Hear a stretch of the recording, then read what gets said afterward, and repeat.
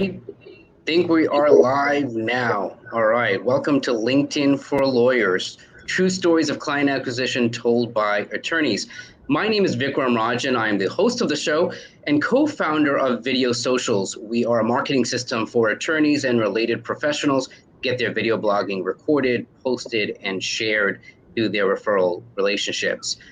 Today, I have the pleasure of having two guests. Jasmine Sandler is a marketing professional. She'll introduce herself in a moment. And Thomas Tripodianos, I hope I pronounced it well, Tripodianos. And Thomas, you're an attorney, and you've got one of these true stories. I'd love for you to introduce yourself first, and then Jasmine, you can introduce yourself about your practice and maybe even how you guys know each other. Sure. So, like I said, my name is Thomas Tripodianos. I'm managing partner of Welby, Brittany & Greenblatt, a law firm based out of Westchester, New York. We have offices in Manhattan, Connecticut, and Jersey, and our main practice area is construction law, which we've been doing for about 35 years now. Excellent. And how do you know Jasmine? How did you guys meet? So Jasmine was introduced to us through our outsourced marketing consultant, Mark Heinzman. We had expressed an interest in leveraging LinkedIn as part of our marketing activities, but had a lack of knowledge as to the technicality of how to use it, what's appropriate versus other social media platforms, and he recommended Jasmine to us. Excellent. And Jasmine, we've known each other for a couple of years, so it's good to reconnect. Yes, absolutely. Introduce yourself. I know there's a little bit of feedback. I don't know if that's happening on your end, Thomas, but hopefully it's all right when Jasmine introduces herself. I don't hear any feedback, but so hello everyone. First of all, Vikram, thanks so much for having me on today. My name is Jasmine Sandler. I've been in digital marketing over 20 years, and I've made it my practice to help both executives and professional brands utilize digital marketing to drive results. And in LinkedIn, I'm a keynote speaker, author, 2 times over trainer, done a lot in the area of social selling. It's my favorite place, obviously, for B2B networking. So that's me. And so you work with a lot of attorneys, but not exclusively lawyers, right? No, not at all. Although, yes, I do love lawyers. They're fantastic people. And I have worked with many law firms, but actually in the last couple of years, and probably, Vikram, because of COVID, most of my clients have been in healthcare. So a lot of big Fortune 50 healthcare companies and smaller firms that are looking to really brand themselves online. And so when you started working with Thomas and his firm with LinkedIn, what was one of the couple of first things that you felt you needed to focus them on? I think with Thomas's company, as well as other firms, when it comes to LinkedIn training, which is one of the areas that we specialize in, it's really about understanding what their specific needs are and understanding the sophistication levels across a group.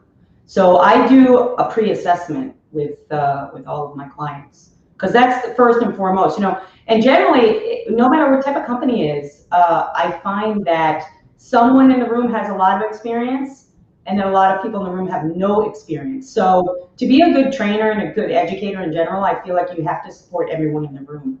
So that's my first step. So without embarrassing anyone, you don't necessarily need to mention names, but what were some of the kind of things that you ended up helping them implement? Because some of them you mentioned had no experience, some of them had a little experience, but you're a few chapters ahead. So how did you help them? So what's funny, Vikram, is that I don't know how many years I've been doing LinkedIn training, but I actually do a little module on settings because a lot of people misuse settings, and it actually inevitably leads them to trouble, like launching a new brand online and letting the world know when it's not ready or hasn't been proofread. So that's an interesting thing. So settings actually is something that I wanted to make sure everybody understood. I know it's microscopic, but it's extremely important. And then my training is very comprehensive. So I go for like every bit and byte, and the training changes because LinkedIn changes every year. So I think getting people up to speed on the functionalities and the settings are like a baseline tech, piece of the training. Although my focus is really branding and selling, but that is one piece that I want to emphasize that was very important.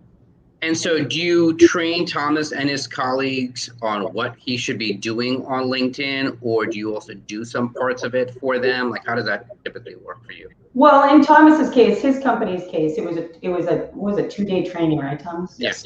Wasn't it? So it was just a training, but for the majority of my clients, I deliver coaching and support, and my company provides monthly content and support, marketing direction, just like we do with any other digital marketing program. That's good. So Thomas, what are some of the kind of things, before we get to the actual true story of getting the result from LinkedIn, which is ultimately what we want, what are some of the kind of things you do on LinkedIn? Is it on a week-to-week basis? Do you have a calendar? Like, how organized does it become for you? So LinkedIn is just a piece of, obviously, our marketing campaign. So Yeah. we do have a set program where each attorney in our firm has to produce some type of advertising piece.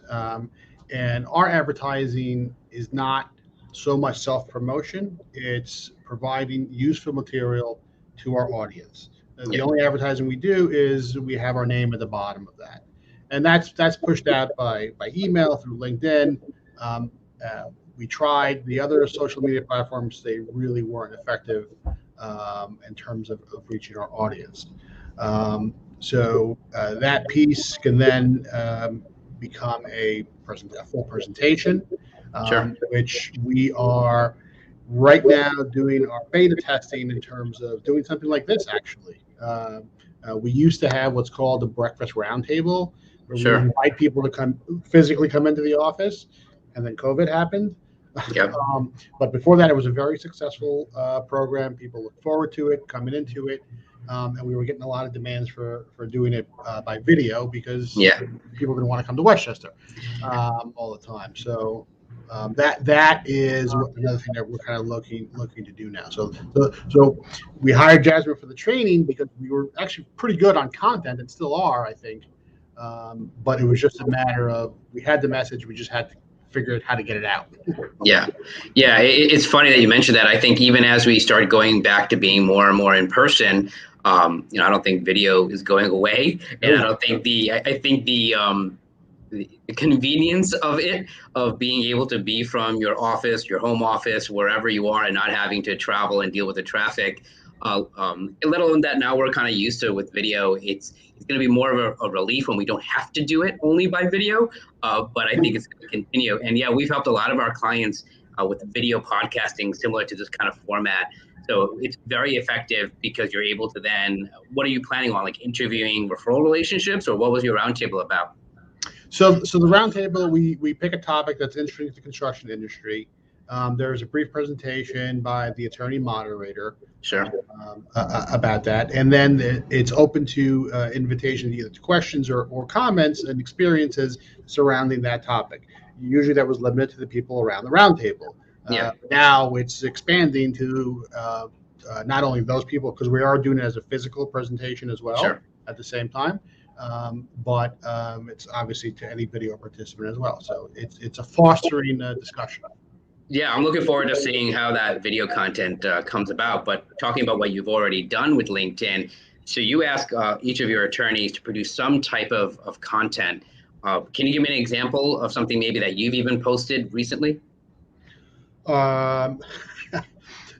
I laugh because I'll get a phone call from a potential client. I read your article on whatever. Most of the time, because we put out so much content, I can't even recall writing the article. I'm familiar with the topic because I read the article, it's happening in my head. But I'm like, yeah, sure, I wrote that article.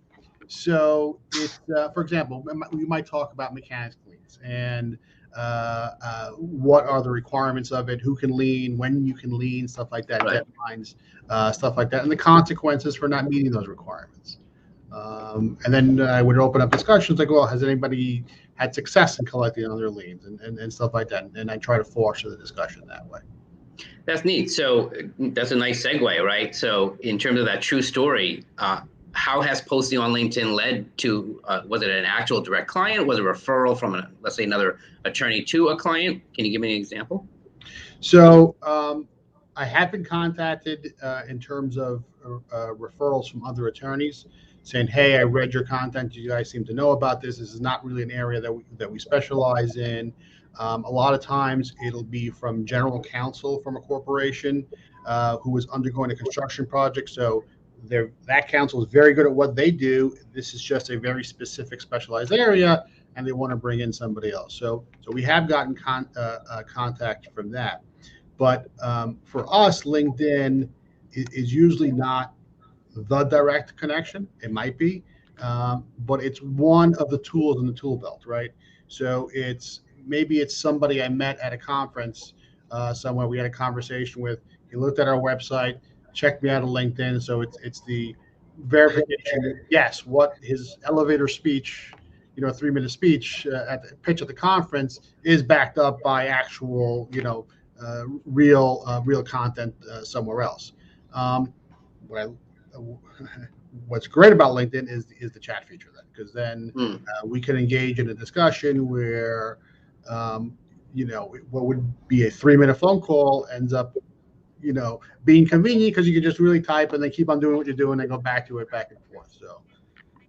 So you've done that a lot too, and that's great because I don't think a lot of people use the chat feature, which is relatively new. I mean, it's a couple of years, but relatively new, and use it productively like that, where you're able to have what amounts to a whole networking conversation of a potential client, but you're doing it in a matter of minutes in the nooks and crannies of your day, so you're actually able to be productive, and it kind of goes back to this kind of virtual working that you're able to master.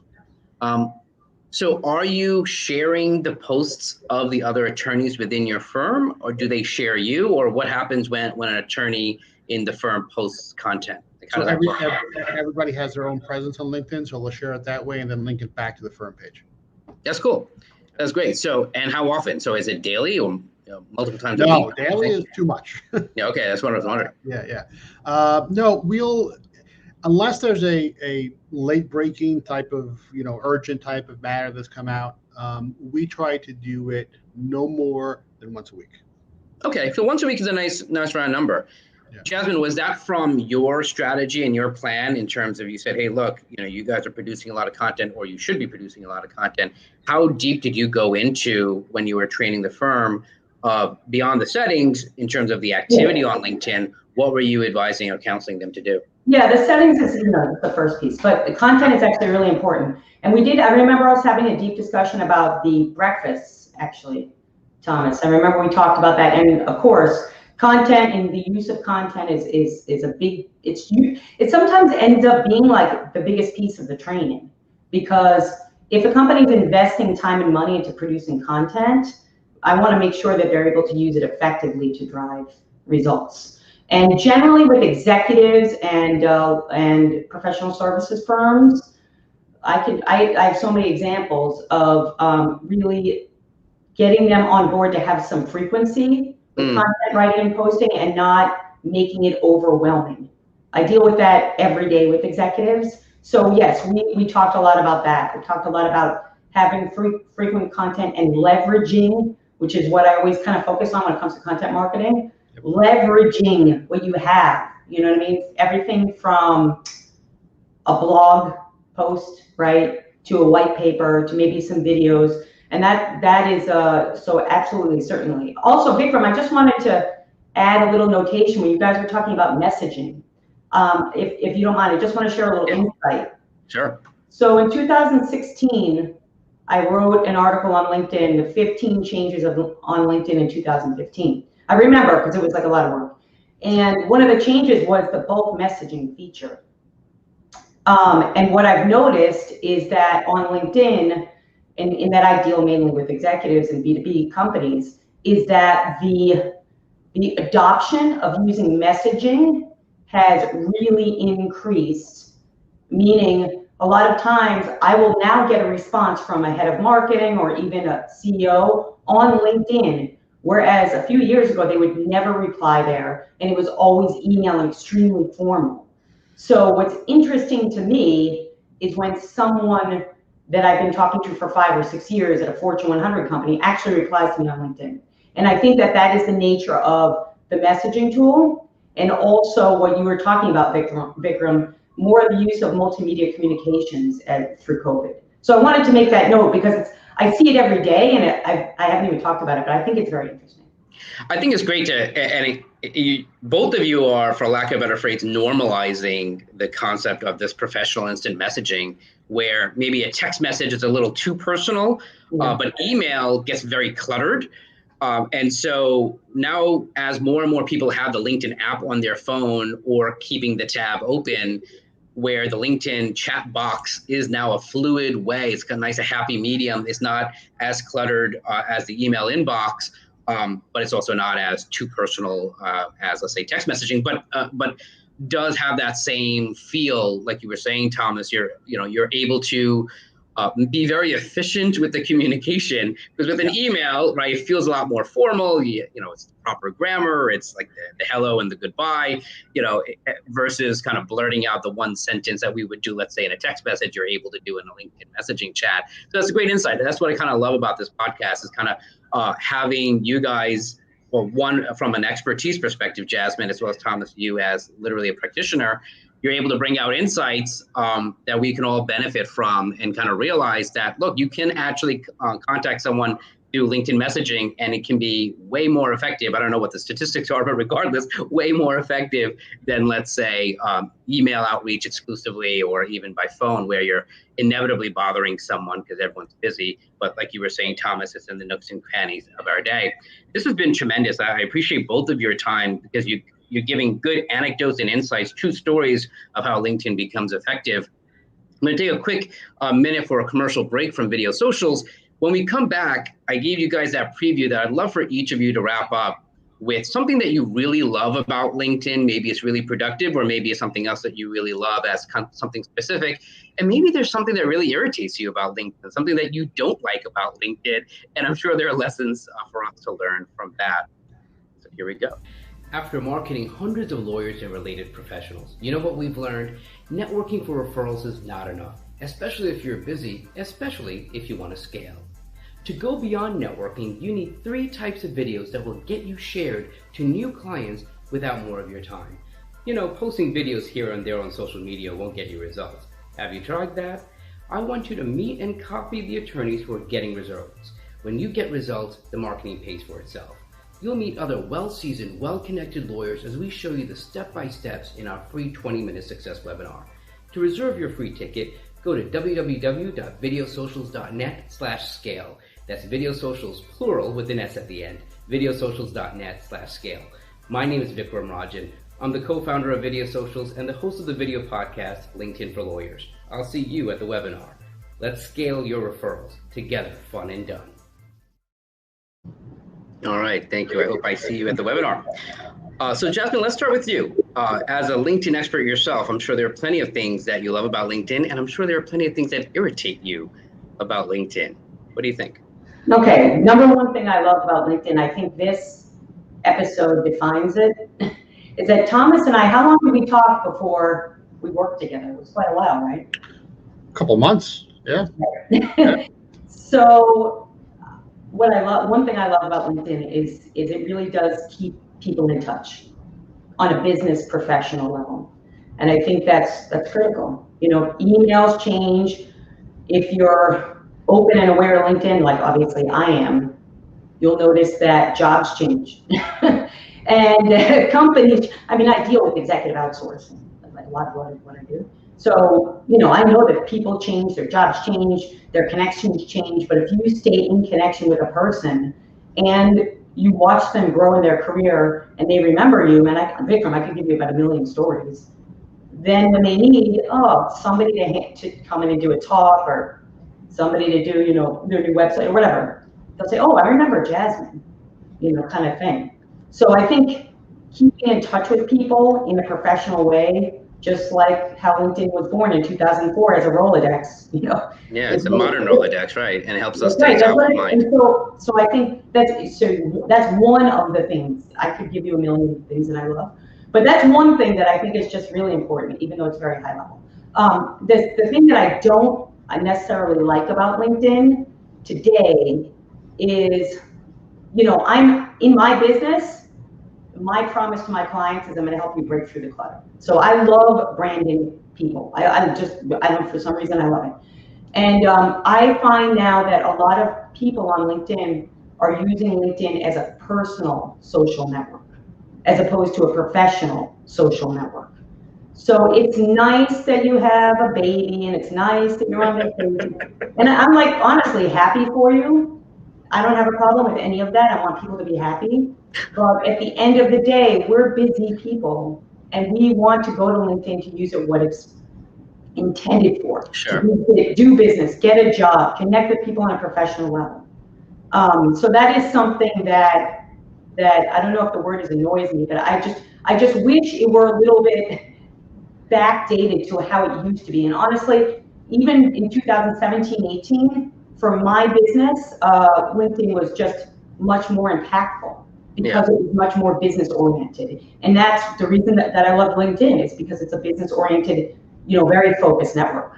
So people can show off their Halloween costumes on Facebook, but they could maybe restrict it to maybe some of the few holiday parties that they would have at work, maybe on LinkedIn. Well, here's the thing. If you've developed a relationship with somebody through LinkedIn, like Thomas and I mentioned to him yesterday that, my company, my company owns a couple of other businesses. One of them is a clothing brand. So I said to him, hey, my female, empowerment clothing brand is doing a big pop-up this month.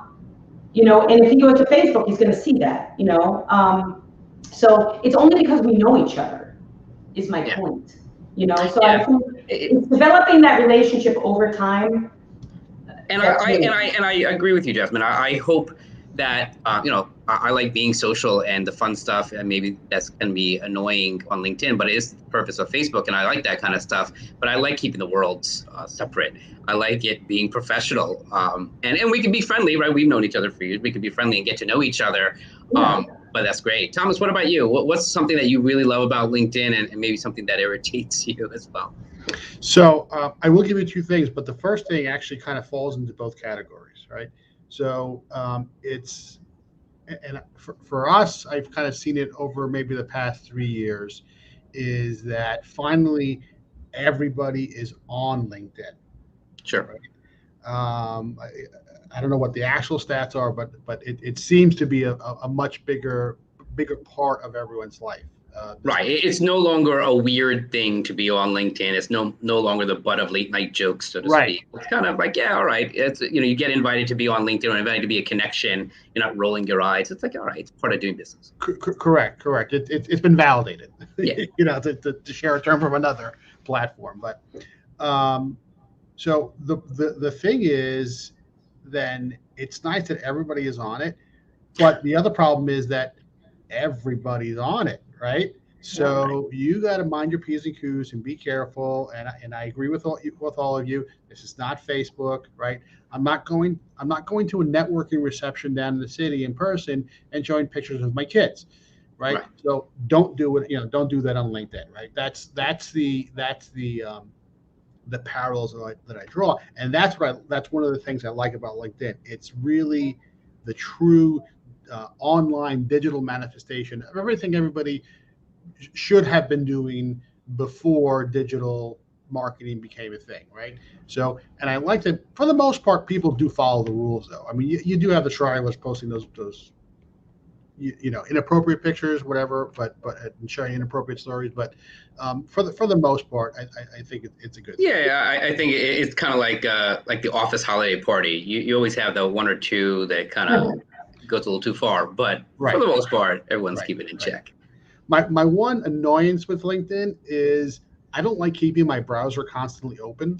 So you have to open the browser, go to LinkedIn and check things, and then keep on going back to it, or rely on hey, you got a message from LinkedIn coming through your email. Which is really annoying. Yeah, they always want you to log in, right? That's why they don't give you the preview of what the message is. Right.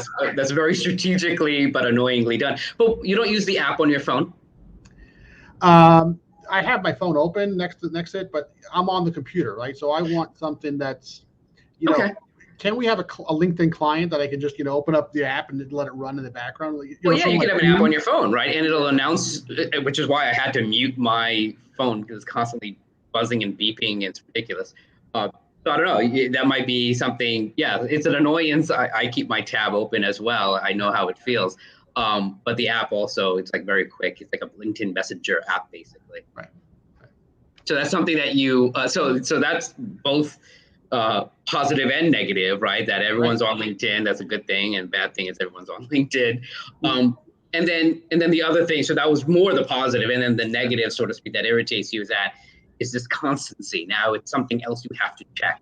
It's another inbox, but hopefully a valuable inbox and doesn't have all the clutter as we mentioned before. So that's pretty good. I mean, look, if you're obviously you have true stories of client acquisition from LinkedIn, right? That's the whole subheading of the podcast.